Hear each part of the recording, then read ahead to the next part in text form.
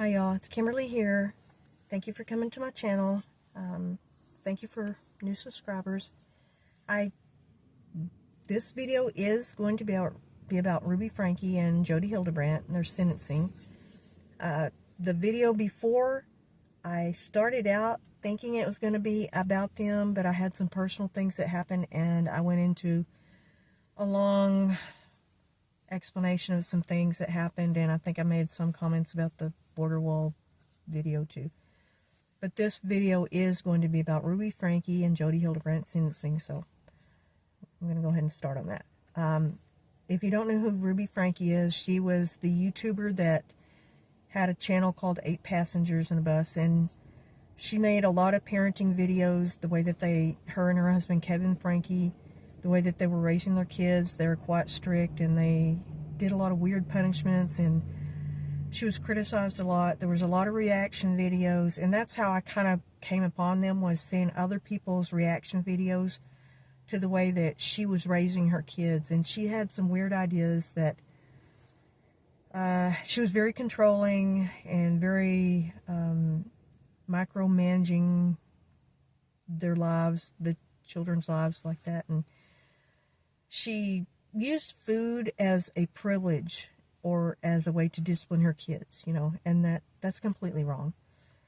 And she did some other, took her son's bed away and made him sleep on the floor for a while, and then I think he got a beanbag to sleep on or something. She did a lot of things that were, you know, pretty controversial. And then she was arrested in August of last year for felony child abuse charges.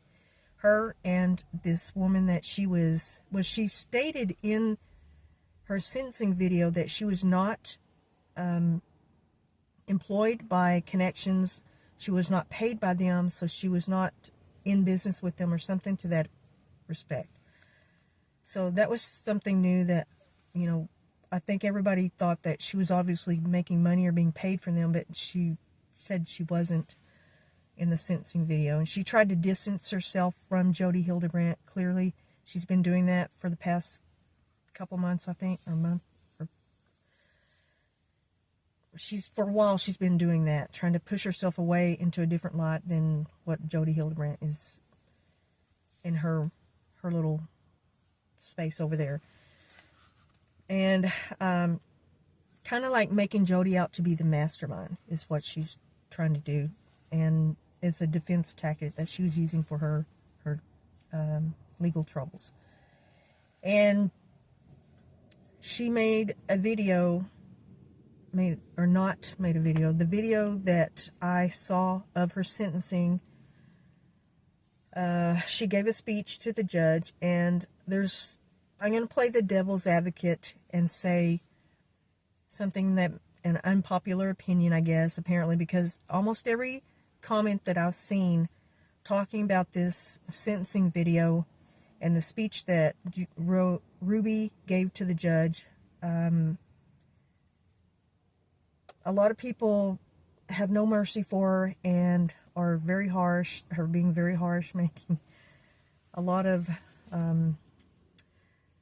very harsh judgments about her, which, you know, what she did is really horrible.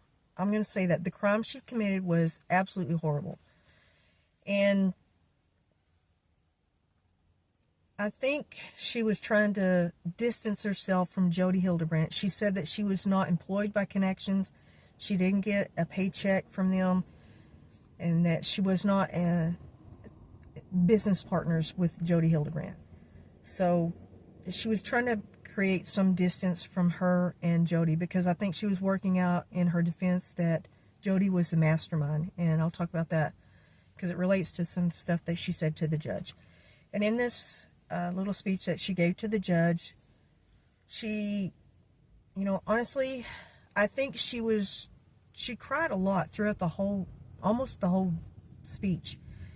And she seemed very distressed, and I think she did have remorse. And I think it was the time that she's been locked up that she has come to her senses a little bit and admitted to a lot of things. And in the beginning, when she got arrested, she was very defiant and very she seemed angry that she was arrested, that she, I don't know, like indignant that she got arrested for child abuse charges. Because her whole channel was about raising kids, and a lot of it, you know, she did use a lot of influence from her Mormon life and being a Mormon and being religious. And I think she took it as, like, I don't know, just an indignancy that she was arrested for this. And it put off a lot of people. And she was saying in the speech that she gave that she was truly sorry, that she saw her, that she saw what she did wrong and she wanted to suffer the consequences, saying that she wanted to go to prison, that she deserved to go to prison. And she talked about her neighbors that tried to, that called the police or warned people, you know, what was going on, that they did their best to try to bring a light to the situation. She talked about her religious council leaders and her family.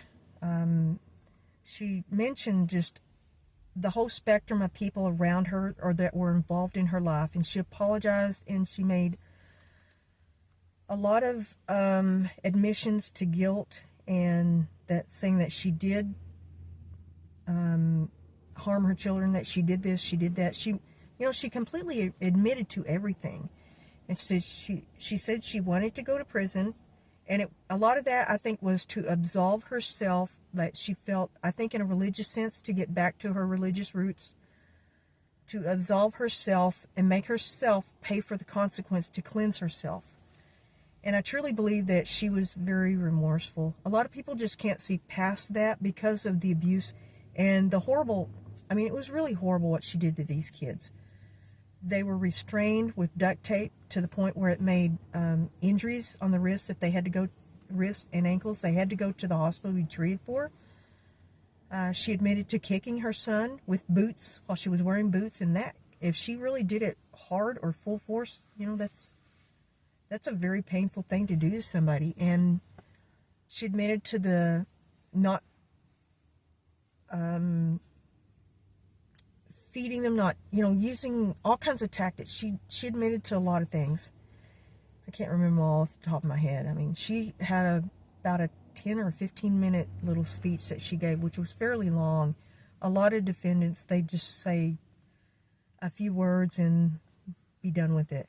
But she really went into great detail to admit to a lot of things, say that she was not going to fight the prison sentence, and she wanted to make everything right, or try, you know, to get people's forgiveness, and she wanted to come full circle to you know, renew herself, I guess, in her religious mind. That's what I'm trying to really equate that to, because I think she has a lot of guilt for what she did, that she, after speaking to her religious council, and the backlash that she was getting, and plus the fact that she had somebody to kind of blame it on, which was JODI HILDEBRANDT, who, by the way, I think is one of the most evil people ever. So I'm going to go into that in a minute. But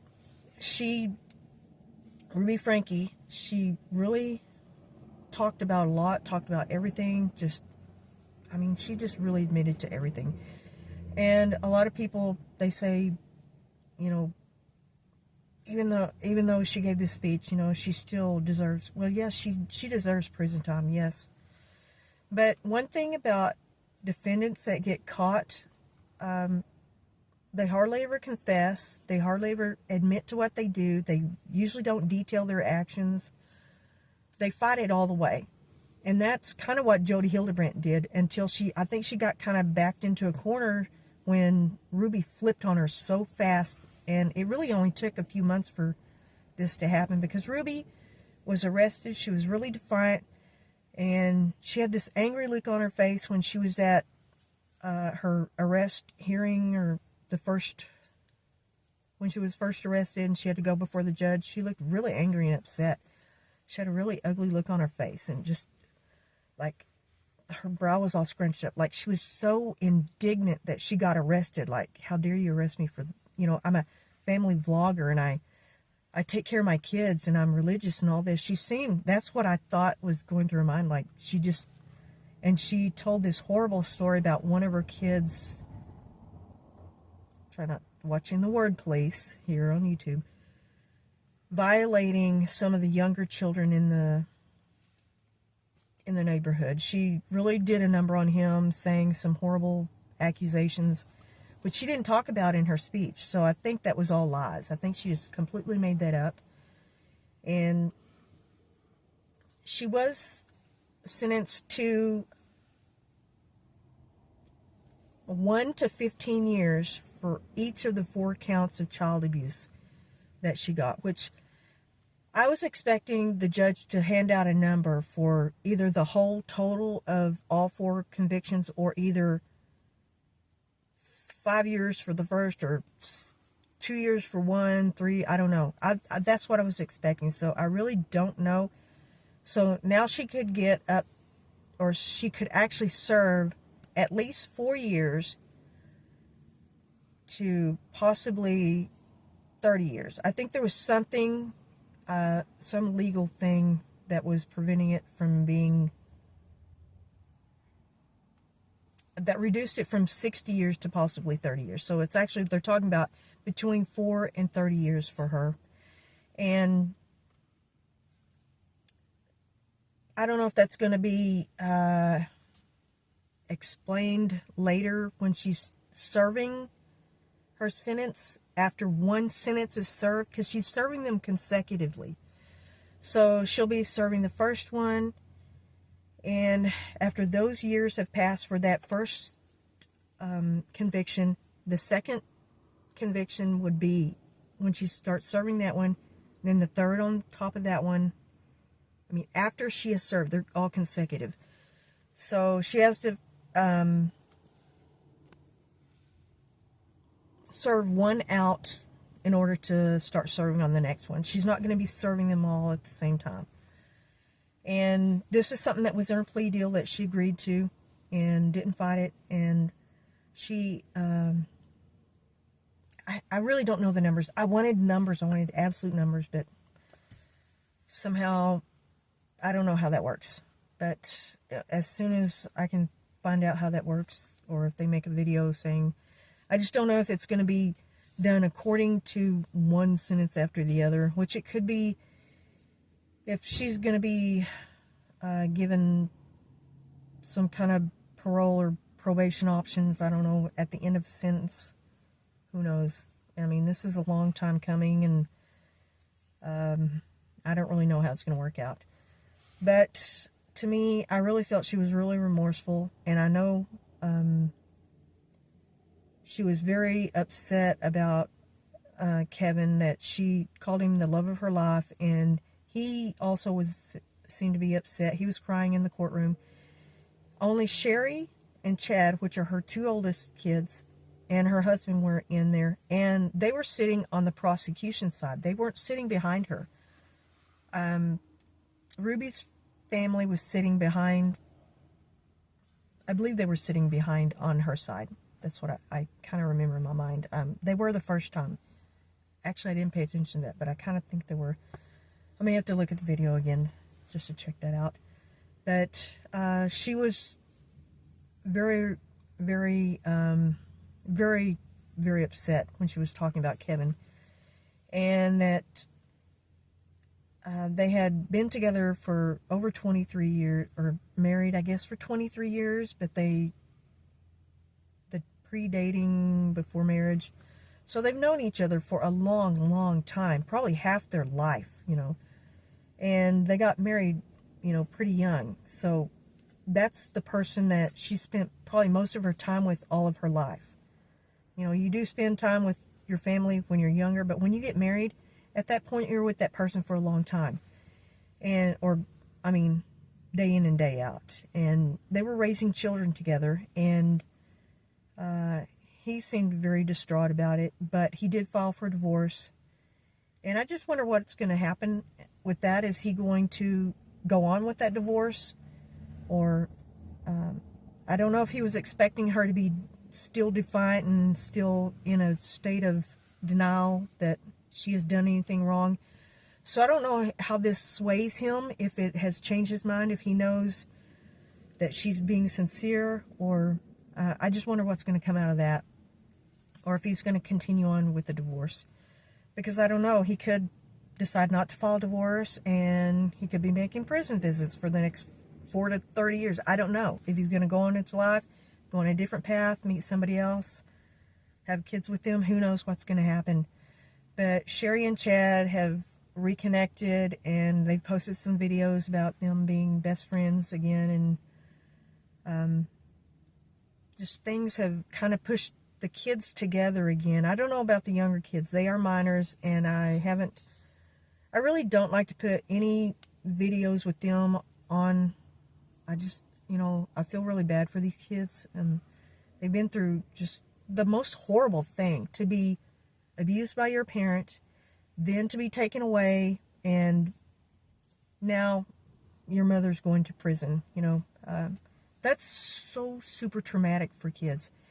And these kids were kind of being brainwashed the same way that I believe that Ruby Franke was brainwashed by JODI HILDEBRANDT. Yes, Ruby Franke was super weird, and she was strict with her kids, and she had weird rules and all this stuff.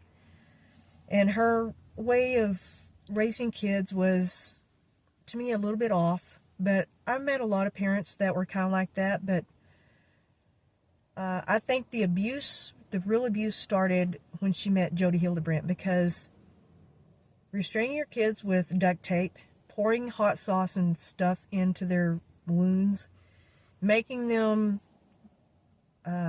exercise in the heat in the middle of, they live kind of in the desert area of Utah, and I know how hot weather is. I know real heat, and you can die from it here. And to do that, even though they're kids, and not giving them food, not giving them water, a lot of the stuff was really severe when she began having anything to do with JODI HILDEBRANDT. And I believe that, and if you research any of the history of JODI HILDEBRANDT,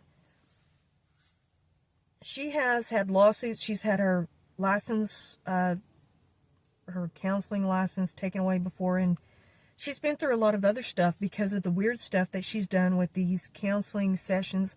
She has made a type of counseling, I don't know what you really would call it, because it's not a legitimate strategy for counseling, I guess, for couples.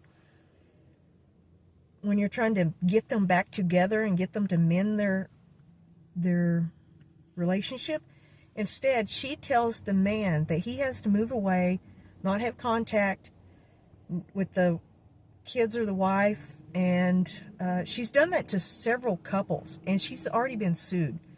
So this is something that she's been doing for years. She's been doing this a long time. And it just so happened that she picked somebody who was famous, at least YouTube famous enough, to draw attention to herself and to actually have a consequence for all these evil things that she's done. Because I think she could have gone on for decades and not really be caught. Because people in the psychiatric community, they can torture and abuse people for decades and never be caught, because a lot of it is under a lot of legal, like 5150 type of language in the law, where it's not publicly known. But this was such a, I mean, it was being documented on YouTube, and so many people were making videos, so it was, there's so much evidence, like I said before in my other videos, there's so much evidence against them for doing this. And I think this is the only way that she really got caught, because if this hadn't happened for Ruby Franke being outed, I don't think JODI HILDEBRANDT would have been caught, really, not for a very, very long time. And I think she's truly, truly just an evil, horrible person. And I do think, yes, Ruby Franke committed crimes. She was super strict, and like I said before, had weird rules and things that she did with her kids at home. But it got incredibly worse after she moved in with JODI HILDEBRANDT at her house, and they had some business relationship, although she was saying she wasn't being paid, although she was on ConneXions. So I don't know really what to think about that.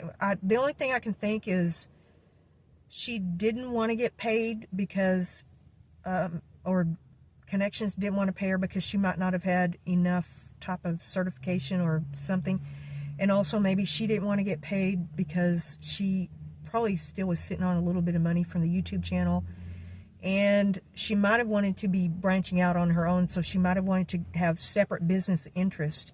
She was just getting her experience maybe from working with ConneXions, so I really don't know. Kind of like an internship type of thing. I think maybe that she wanted to break away and do her own, capitalize on her own financial gain from that, which is, I mean, she's clearly a businesswoman and knows how to make money. And I think maybe she was using that just to add to her resume. And I really don't know why or how it came about that she wasn't paid or didn't get any. Said she was not a paid employee. She got no money from ConneXions. So I don't know what that was about. But that, I kind of was trying to think of why would she not be paid or something like that. So, but I think that JODI HILDEBRANDT really was the mastermind, and she's got plenty of evidence behind her. Or there is plenty of evidence behind her, but that she has already done this to other people. She's been sued, and the loss of her previously losing her license and things that have gone on in the background. And she seemed a little bit, she made a statement but to the judge in her sentencing, but that she was not really that remorseful. I mean, she didn't say that. She just seemed like she was really not that remorseful, and she barely admitted, kind of, I guess she said she didn't want to go to trial because she didn't want to hurt the kids, that she truly loved these children, I think in her own twisted way. But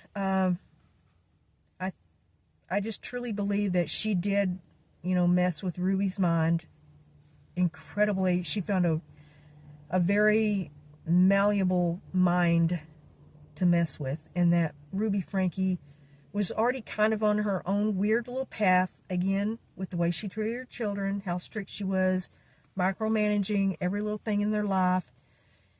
And then she meets this person that is already very controlling and already has years of experience of doing this to somebody. Because you can, let me tell you, you can break people down. You can mentally break them down, and you can get them to do things that they would never, ever do in their lifetime. And it depends on the type of person that you are. And to me, it's really hard because I'm going to use this as an example. I'm trying to finalize a divorce, and I was with a person that was extremely controlling, and it was every day of my life in that situation was so hard and so horrible. But the thing is, I fought against it all the time. It was constant fighting because this person could not completely break my mind down to make me as they wanted. Is how I know this from personal experience, because I see other women that went through the same thing that I went through, and I think that they did not fight back enough, and it's out of just the immense stress that they just give in to something. They just can't take it anymore, and they just, okay, I'm just going to accept my fate, and I'll just have to do what they want or be the way they want, you know, that. So I know personally that, you know, you can be led down the path, or you can be forced into things. And I think for people, I think I was really strong-minded, but I fought so much all the time. And there's other people, they just acquiesce to it just to stop the fighting, or they don't want to.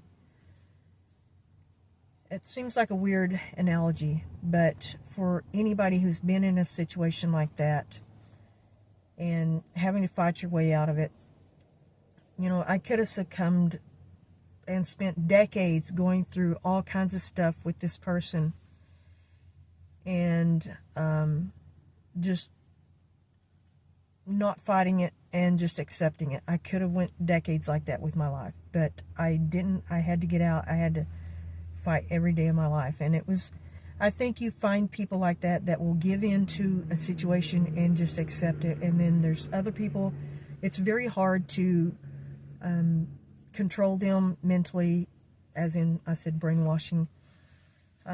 It's not just married couples, or whether you're married or not, couples that are together. It can be in a lot of different type of relationships. When you're with a boss who's super controlling, that they even try to control what you do outside of work, or, you know, they ask too many questions, personal questions that they shouldn't ask. There's churches, religious groups that you could be joined to that they get into your life too personally and in too much a controlling way. There are counselors, if you go to counseling, that can do that. You're in a very vulnerable state when you go to counseling, and you trust them that they know what they're doing and that they will help you get, you know, back on track, that's what you're paying them for, to help you. And they lead you down this horrible path, and they do destructive things, and they cause so much to me, it's just mind-boggling how JODI HILDEBRANDT would separate these couples, and the man would go off and just live by themselves and without contact with their families. And I think Ruby and Kevin spoke only 4 or 5 times, maybe, when in 13 months that they were separated. And this was at JODI's behest, that they separate, because that's the only way to mend this and not have any communication, which is total BS. If you want to fix something, you have to communicate with people. And she did that to block them from talking to each other, and she did it to a lot of other couples, which I don't know what her whole point was, to get a group of women together that she could control, and for what reason, or why was she doing this? It's very weird and very strange. And she did a lot of, I mean, if you just research her a little bit, you know, you'll find things online about her that are just completely inappropriate for a counselor to do. And she seemed she tried to squeak by, just to get under the judge's radar of, yeah, I'm sorry I did this to the kids, and I don't want to hurt them by taking them to trial, because she would probably be interrogated even more for the things that she's done in the past, and that would come to light. Much more people would hear about it, which would destroy her whole, well, she has given up her license since she was arrested, but I think if she was trying to do anything else after this trial, if she thought that she wasn't going to go to prison, that maybe she could salvage it and start some other new agency, or I don't know what was going through her mind. But I think she was doing just enough to squeak by in that sentencing speech that she gave, just barely to admit a little bit of guilt, but she wouldn't take on the full amount like what Ruby did. Ruby just sat there and said, I did this, I did that. Yes, it's my fault. I did everything wrong. But she did mention that she did it under the control of JODI HILDEBRANDT, that she regrets all this business with JODI HILDEBRANDT, all this stuff that she's done with her, that she felt like she was, like, I guess, like being a pawn to JODI, that she had a lot of regret having anything to do with JODI HILDEBRANDT. And she put a lot of blame on JODI for mentally, just messing her up mentally. I really think she was mentally in a weak state, and JODI HILDEBRANDT got a hold of her at that time. And she confessed to, all the, Ruby did. Ruby confessed to all the crimes that she did. JODI only confessed, like I say, just enough to squeak by, thinking that it would help her a little bit, but she didn't go on about just a lot of remorse. I mean, when you have remorse, you say, I'm sorry, you say, I did something wrong, or I did this, I did that, and I want to make it right. And JODI didn't have that kind of aspect about, in her speech to judge. She did not go on and on about it. But Ruby spent like 10 or 15 minutes confessing to guilt and confessing to everything and wanting to serve her sentence. And, well, and Jodi, I think, will probably get more time because of that. She's the same thing with the not getting the exact numbers. I don't know what really, but I think that Jodi could probably get a lot higher, serve a lot more time because of the manipulation and the control and the previous accounts of her trying to control other couples and being sued before. So I think that's why she did not want to go to trial. She didn't want to admit, first, she did not want to admit to guilt, and she did not want other things to come to light because people would really find out the truth, and it would destroy any type of, like I say, any kind of salvageable business that she could start if she didn't go to jail. I think she had in her mind that she was probably going to beat these charges, and she seemed to be that type of arrogant type of person that, oh, I mean, she truly, to me, I think she truly believed she was not guilty and that she was going to get away with this. But when Ruby flipped on her, that threw her case all out of whack, and she had to find some way to defend herself. And she just barely admitted to whatever she could just to squeak by from the judge. And so, really, we don't have any numbers. I don't know how they're going to be dished out, or how any kind of actual number is going to be added up to really know how much time or what kind of sentence they're really serving. But I'll make another video about this as soon as any other information comes up. This is probably one of the longest videos I've made in a long time, but thank you all for coming here, and thank you for coming to my channel.